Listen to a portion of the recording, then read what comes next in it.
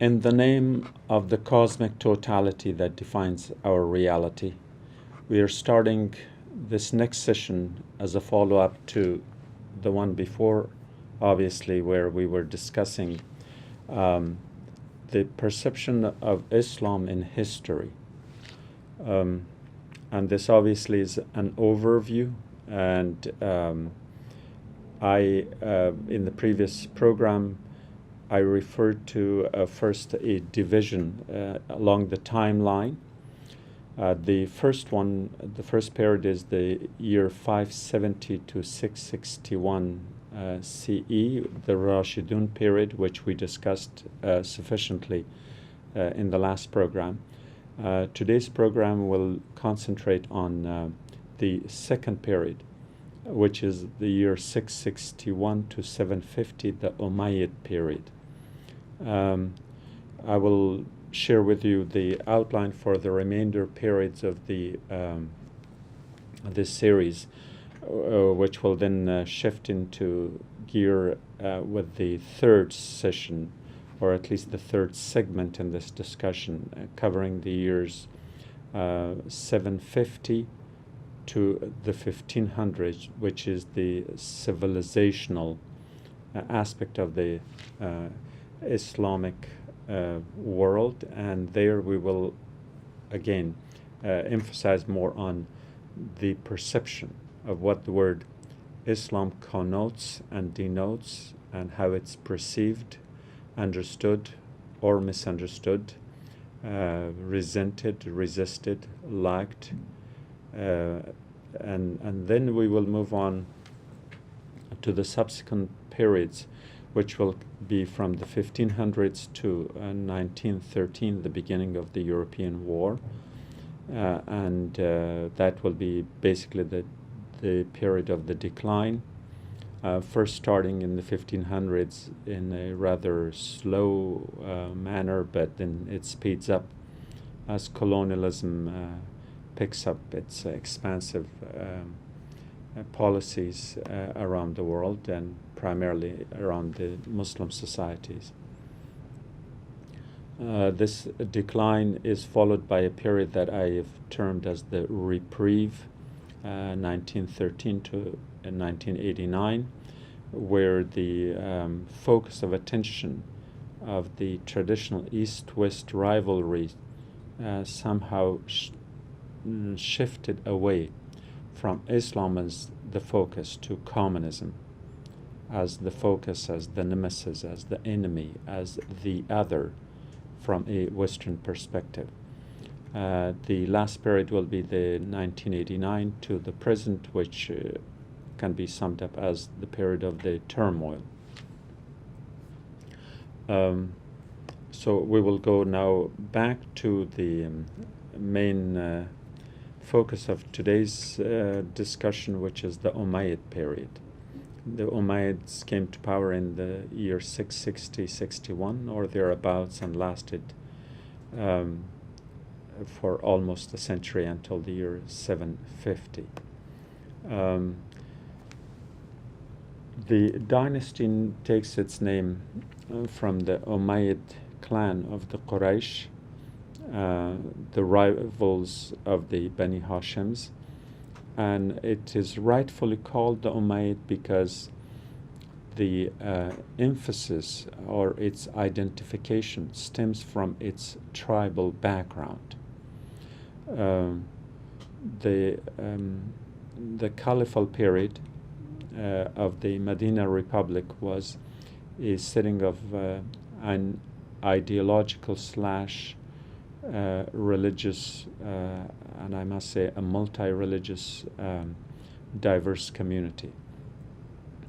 But towards the end of that period, as we went through the caliphates of Abu Bakr Siddiq, the first caliph, and then subsequently Omar, the second caliph, who probably more than anyone defined that period in terms of creating a very strong, powerful administration, giving it the sense of authority that was absent from that part of the political map of Arabia. Yes, the expansion also occurred during this period, but more than anything, it was the establishment of an administration, the establishment of a social welfare system, the establishment of a calendar defining Muslim society for then and for the years and centuries to come. He is known as Omar Farouk, the discerner, and in that he took bold steps towards establishing a set of norms that were not known at the time, the emphasis being on meritocracy, whether it was in the appointment of judges and administrators or in the appointment of military commanders. He sort of broke every mold that existed. For example, appointing an 18-year-old as the commander of the Muslim armies to face Byzantium, the superpower of the time, something totally unheard of. The idea was that it is the new order based on not necessarily on the tribal hierarchies, which is probably what he wanted to avoid. That if Islam as a state, as a polity, as a pluralistic society had to be defended, then it should be defended based on a new order, on meritocracy, rather than a tribal, hierarchical, traditionally structured norm. He also established the norms of an acceptance of the other, and the other here insofar as the religious identity is concerned. For instance, when the Muslims went to Jerusalem, the Christians felt threatened, not as a political entity, but rather they felt threatened because they thought this was a new empire expanding, and they felt it being a threat to their religion. But the second Caliph Omar went personally, and when he had a meeting with the Archbishop in the great church in Jerusalem, at the end of the meeting, the Archbishop was so impressed, not by his leadership alone, but by the fact that there was so much congruence, commonality, and convergence of ideas between this new religion, Islam, and Christianity. And so he suggested to Caliph Omar that because there's so much in common between the two, perhaps it will be a good idea if the Archbishop and the Caliph prayed together inside the church. And Caliph Omar did one better by saying that this is a wonderful idea, but for you and I to be praying inside the church while the Muslim community and the Christian community outside of church are kind of standing in a state of tension and fear and possibly a misunderstanding of each other. Will they believe that we prayed together? Perhaps they won't. So Caliph Omar suggested, yes, I will pray with you as a Christian and as a Muslim, but not here in the church, rather outside and open, so all can see us, that we worship one God and we are one. And that set in motion, a period of the easing of the tensions and the coming together of these different religious communities that, as far as they were concerned, were not that different at all. Very, very positive step.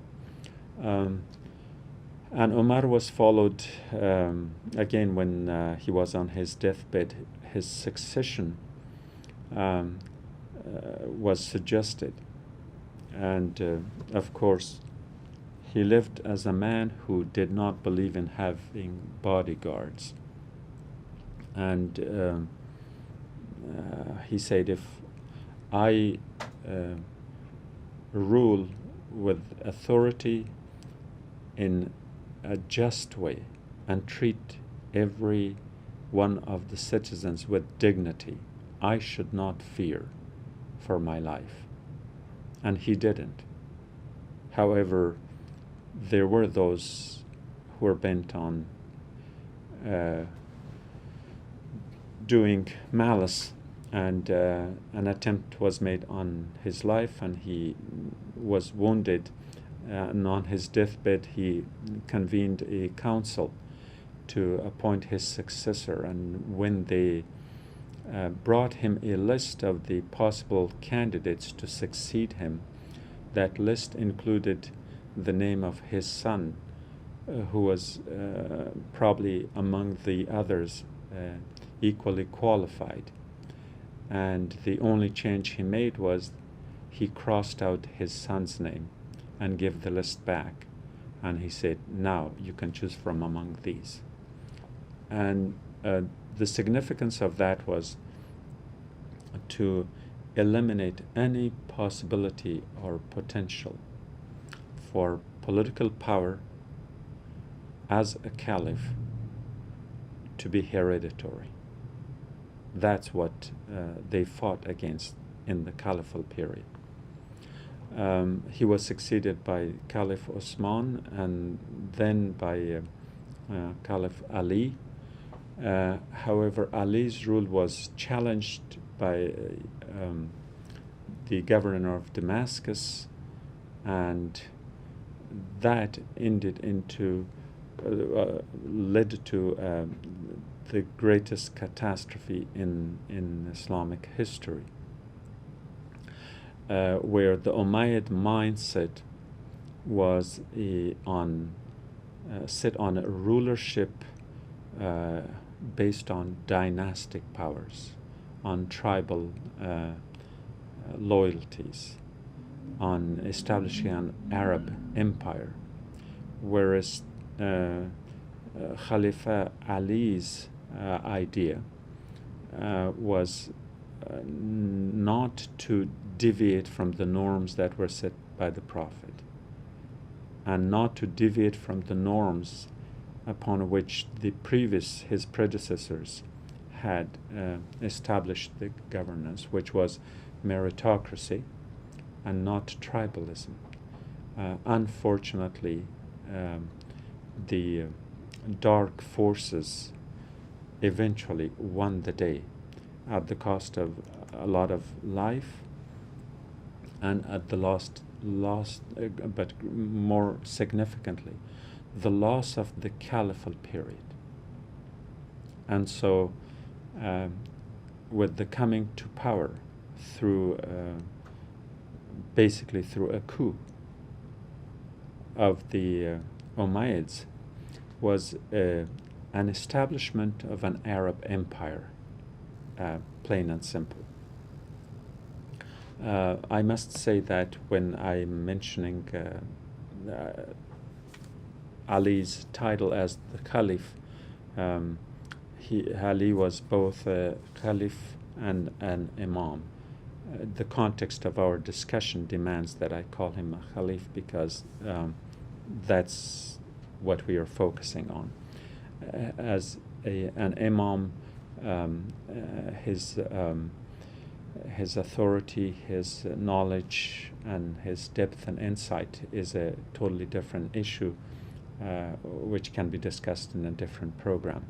This is not merely a historical review, rather an overview of the perception of Islam, how Islam was perceived. Going back to the Umayyads.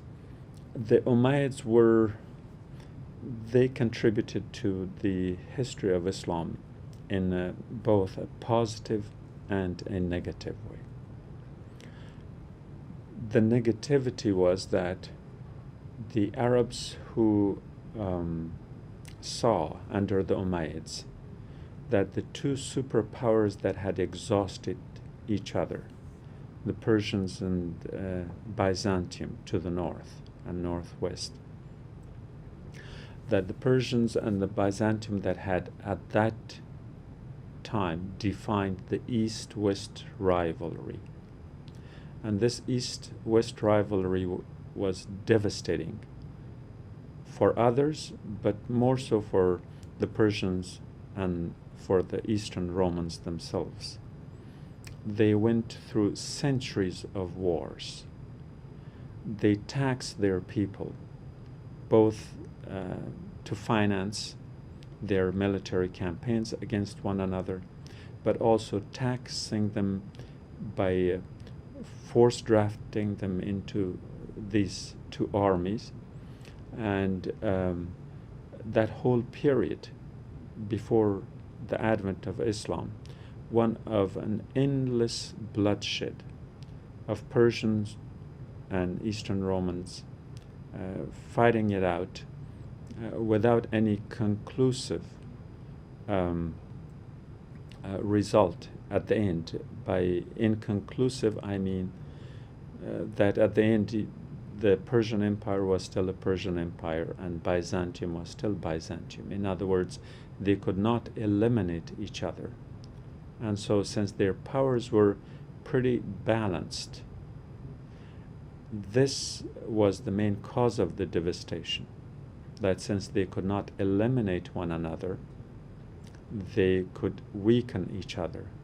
And as they weakened each other, they weakened themselves. This was a very, very horrible period in human history.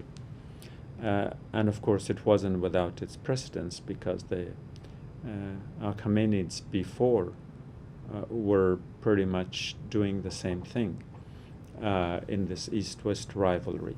But it became much more heightened, much more defined during Byzantium period, perhaps in a similar way that the earlier Persian Empire, the Achaemenids, were engaged with the Greeks, which also resulted eventually with the fall of the Persian Empire and the death and destruction and demise of the whole Persian East in the period of Alexander the Great and his expansion eastward. So for some reason the what is called the Middle East, which is not the middle of anywhere, but rather a zone of both continental convergence of Asia, Europe, and Africa, as well as a bridge that connects these continents, not so much as continents, but the more well-defined cultural backgrounds, whether it's the Indians or the Persians and the Greeks or the Romans, the Byzantium, Egypt, and so on and so forth. They all come together in the Eastern Mediterranean zone. And to this day, in the 21st century, the East-West rivalry somehow goes back to that. But we will come to that later. So going back to the Umayyads, realizing that the Persian Empire had already collapsed and that Byzantium was rather weak and weakened by the rivalry, they saw the opportunity of establishing an alternative empire which will be an Arab empire in character. The problem we have historically is that the Arab nomads of the Arabian Peninsula, who were basically nobodies as far as world politics was concerned, had suddenly become a significant force. And that force in the Caliphal period was one of the emergence of a new faith, of a new ideology, of a new vitality. And rightly or wrongly, two words became synonymous with one another: Islam and Arabia, Muslims and Arabs. And although, as we explained in the previous program, Islam was a universality in its own right, as any religious faith would be. A faith community cannot be tribal or national or parochial, but rather universal due to its message. But the mindset of the average person in this hub of activities of the Eastern Mediterranean, North Africa, Southwest Asia, Southeast Europe, was such that Arabs were considered Muslims, Muslims Arabs, and that precluded everyone else. Now, the Umayyads took advantage of this more by default than by design, that they wanted to establish an Arab empire, and if Arabs were equated with Islam, so be it.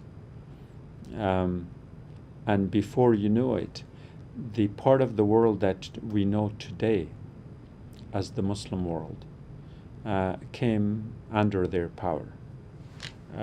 We can go to, let's see, Arabia proper. That came under the power of the Umayyads. Mesopotamia, Persia, Levant, Egypt, Maghrib, Al-Andalus, Transoxiana, Hindustan or India, and Anatolia. This is indeed a tall order in terms of the empires that existed, and now the Umayyads are basically controlling them all. So yes, it did become a global empire. But since the discussion we have is based on, is centered on the perception of Islam, then it's their expansionist militaristic policies that were seen by many, particularly in the West, as a threat. The Eastern Roman-Persian rivalry was not based on a religious competition with each other, but rather of a cultural one.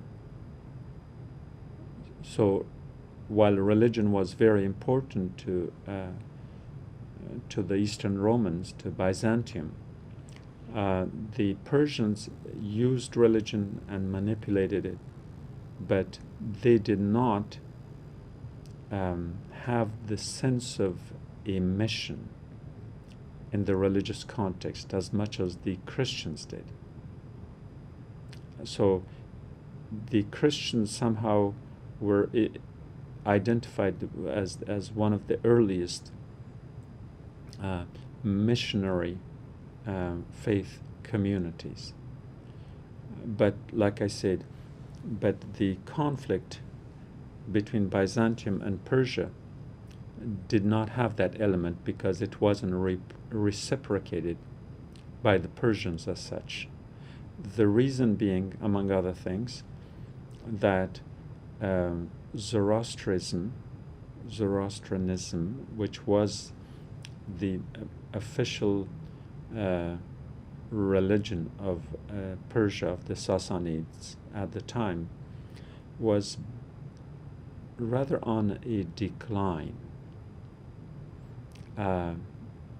whereas Christianity, and by Christianity I mean Eastern Orthodoxy, and by that I mean Hellenic Christianity of the Eastern Orthodox type that Constantine established in Byzantium, was rather a dynamic force.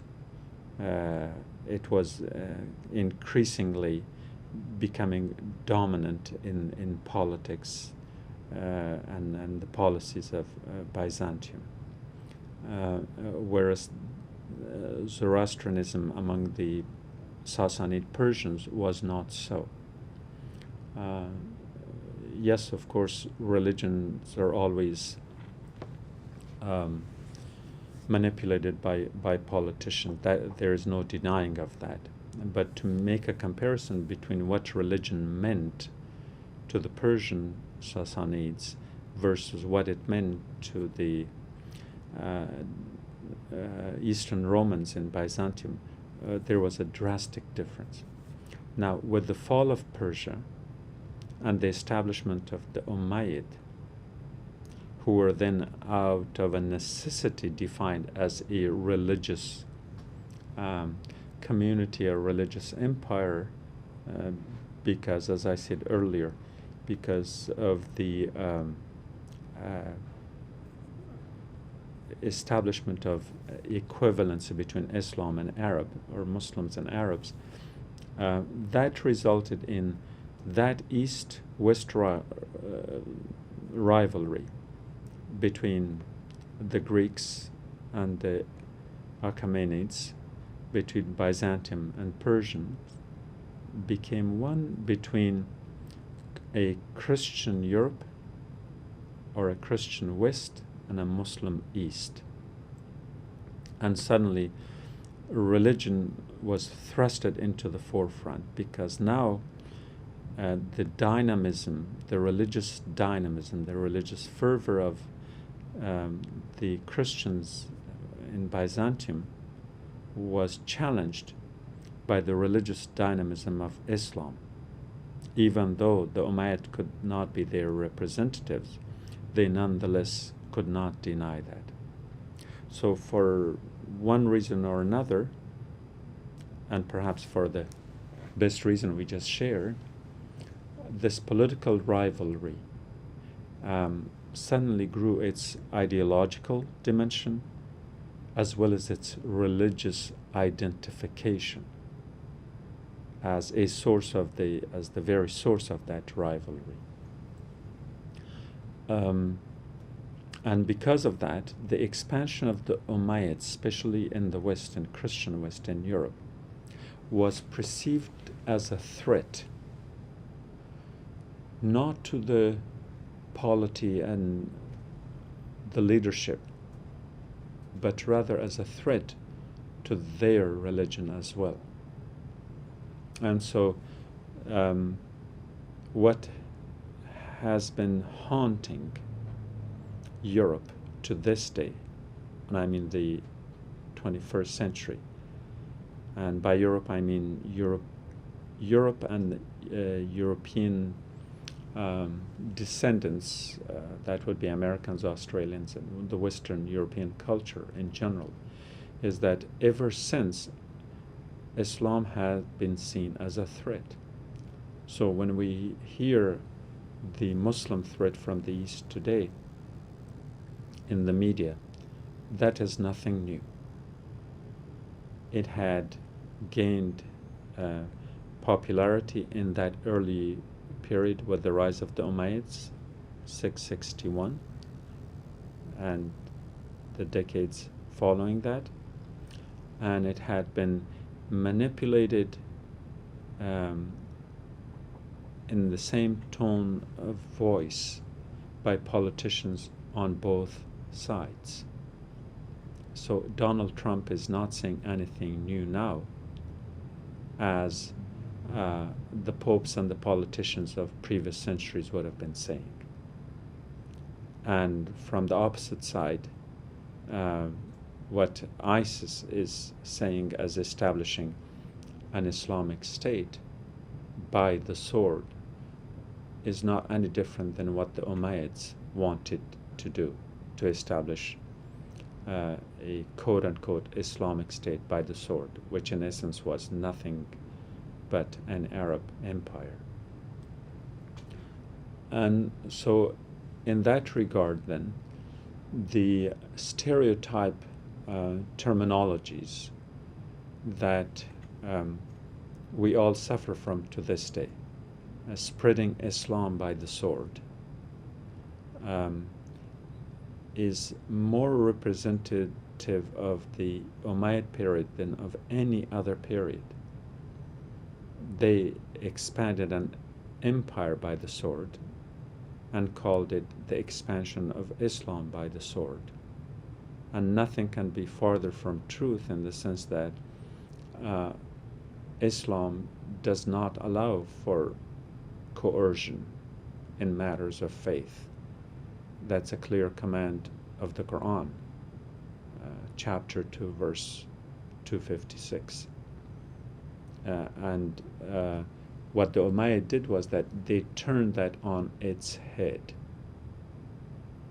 That coercion that was forbidden by the Quran, in essence, became a norm for the Umayyads.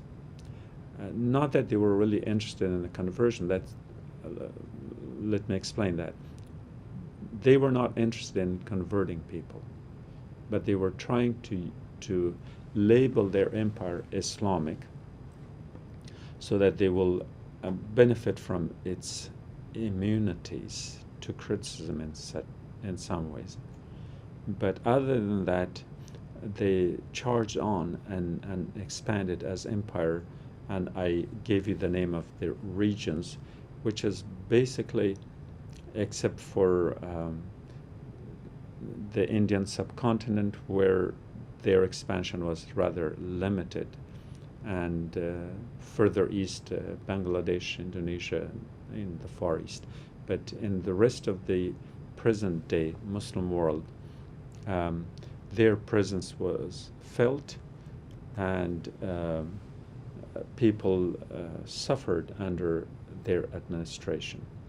So not only the Westerners, the Western Christians in Europe disliked Arabs as this imperial expanding force, but there was an equal amount of resentment in the East, in Central Asia, in Persia, Afghanistan, and beyond, that in the historical context, that resentment that was recorded at the time against the Arabization of the region was felt.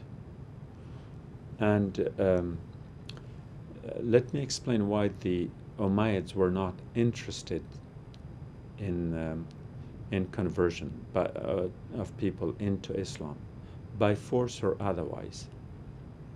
As I said, they were interested in establishing an Arab empire. Empires need armies. Armies need money and resources.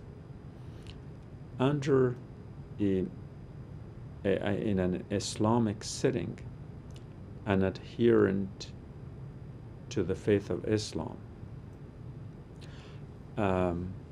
has to exercise his or her freedom,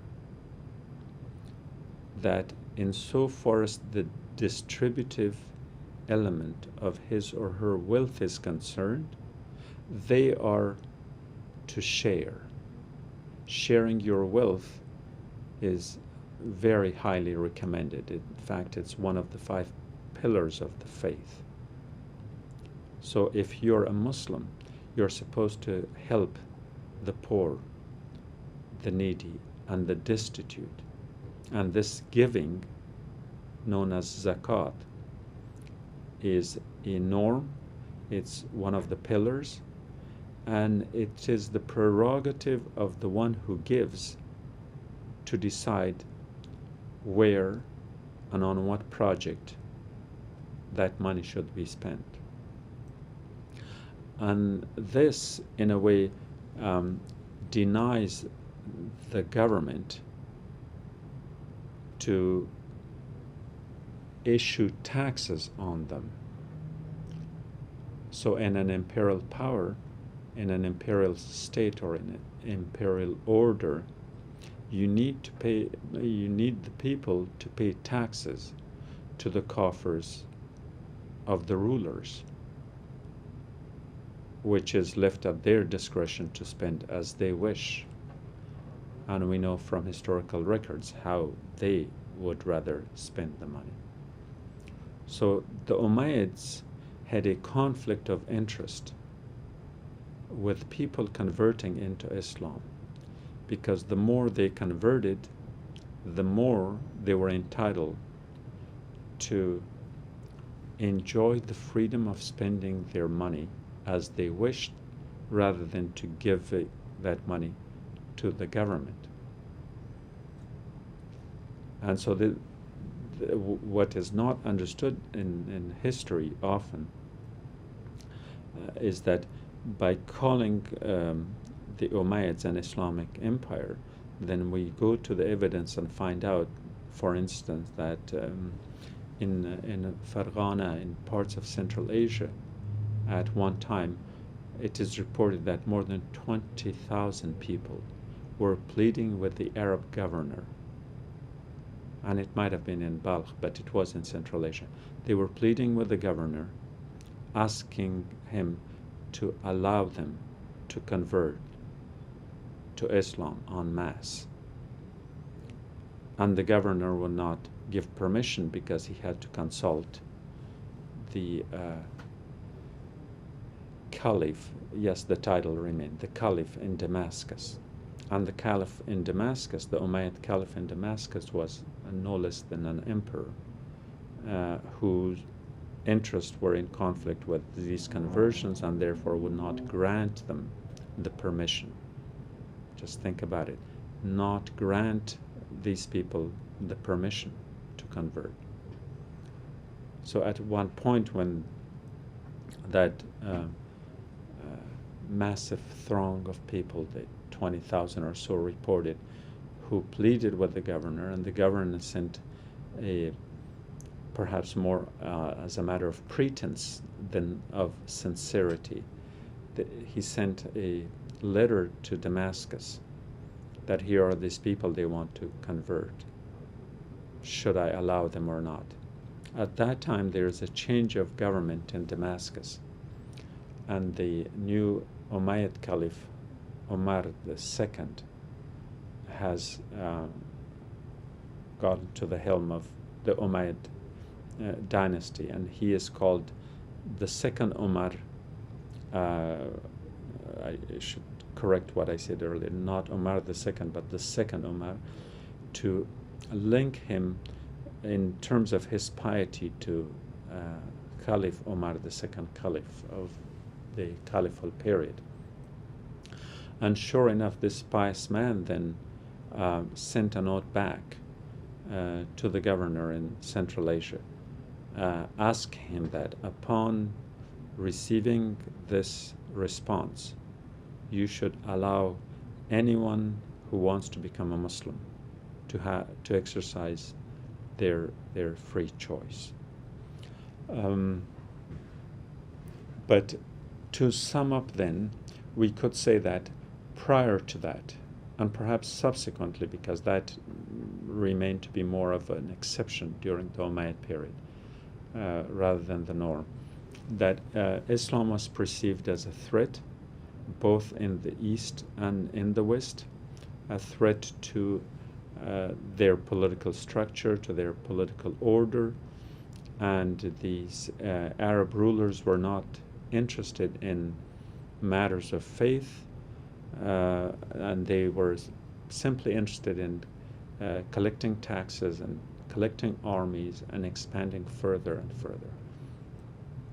This, as I said, was the negative part of it. The positive dimension of the Umayyads was that as the Persian and Byzantium empires had either disappeared or were on the verge of disappearance, the new order was established under the Umayyads to give it a sense of uniformity. And this new order was expansive in every sense of the word, perhaps with the exception of the Mongol Empire. No other human empire had that breadth, geographic breadth I'm talking about, of being a truly three continental expanded empire that had reached beyond the Pyrenees in the Iberian Peninsula, headed further north towards Paris, to the Kashgar and the modern-day Xinjiang or Chinese Turkestan in the east, and into the Indian subcontinent, Central Asia, Caucasia, and beyond. And so therefore, if we actually look at the map of the Umayyads, that map eventually became known or is seen as the Muslim empire. So, like I said, it established this new order. And yes, it wasn't the ideal order that it ought to have been, because the more powerful the Umayyads became, they lost that fervor of establishing Islam as this new dynamic faith, this new ideology, this new religion, the new scripture, and all the rest of it that eventually became identifiable trademarks of the Muslim world. But there was that dent, that regression, that going backwards during the Umayyad period. And let's leave this session with that conclusion that I just made, that the Umayyads had both its positive and its negative. The perception was that the non-Arabs generally saw them as a threat, and since the threat of the Arabs were perceived to be synonymous as the threat of Islam, then the more religiously oriented European Eastern Romans became kind of very apprehensive, to put it mildly. And unfortunately, that apprehension that then translated into serious tension, and this tension then replaced the other East-West rivalry, so that instead of the Persians, now the Muslims entered that East-West rivalry. That has defined the world history, at least in the context of Muslim-Christian relations, to this day. That was set in motion, those tensions, those rivalries, the distrust, and the rest. That even though subsequently efforts were made to rectify that, but as religions are always ripe for manipulation, there were always rulers with the very dark shadow side in their character on both sides, that manipulated this into devastating effects, whether we talk about the Umayyad period or we talk about the subsequent periods through the Crusades and the Mongols and the colonial period and the Age of Discovery and the rest of it. All of that is tainted, including the age of slavery, which I think should rightly be called so, because that was kind of a main effort, at least by the West, to kind of target Muslims in Africa primarily for slavery because of what they believed in and how they looked like and where they lived, that three-dimensional aspect of it. So at the end, I will share with you the map of the Umayyad expansion, and I hope that I have not misspoken much in this overview, as I'm relying primarily on my general knowledge and understanding of history, which of course is limited. At this point, I leave you with the thought as this world could have been different had we designed it through our idealism. But alas, that reality spells things differently. Have a nice day.